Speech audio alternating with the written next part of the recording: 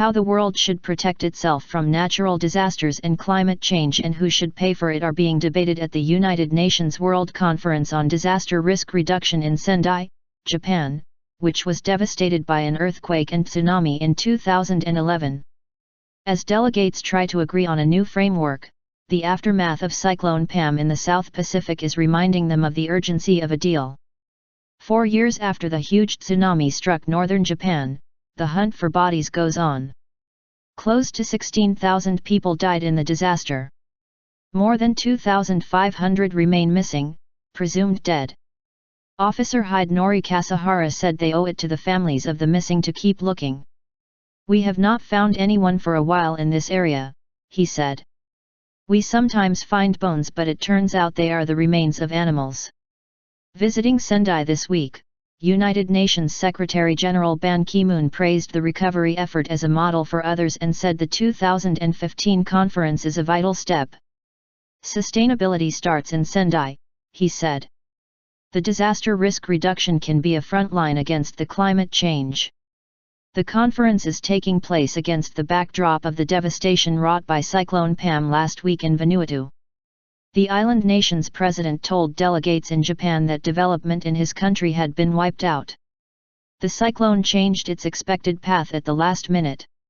Speaking at the conference, the Secretary-General of the World Meteorological Organization, Michel Giraud, told VOA early warning systems had saved lives in the South Pacific. "This kind of cyclone is very unusual," he said. "We are not even sure at this stage, because we still need to wait to see what was the exact strength of this cyclone, but it is very unusual. And it is even more challenging for a country to deal with hazards which do not happen regularly." The Asian tsunami in 2004 prompted the United Nations to adopt the 10-year Hyogo framework for action on reducing disaster risk. That 10-year period is ending and delegates in Sendai are trying to agree on a new framework on how to make the world safer. The deadline is Wednesday.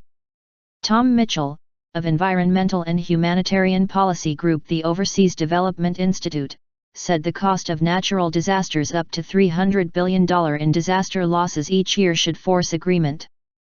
"So it is very much at stake that you have got this big financial toll, but in some ways this is not causing the galvanizing effect that we want to see in terms of investment in resilience," he said. Mitchell said familiar sticking points are slowing progress towards an agreement. That includes finance. Who is going to pay for the scale of the problem, particularly given that climate change is ramping this up? And there is an expectation on the richer, polluting countries to pay a bit more. That is a sticking point, he said. And there are other issues. Whether we are talking about conflict risk and disaster risk together, and the link between those is really problematic for some countries, particularly those in the Middle East, he added. Delegates largely agree that natural disasters are inflicting a bigger toll on communities, but agreeing on how the risks should be mitigated is proving a more difficult task.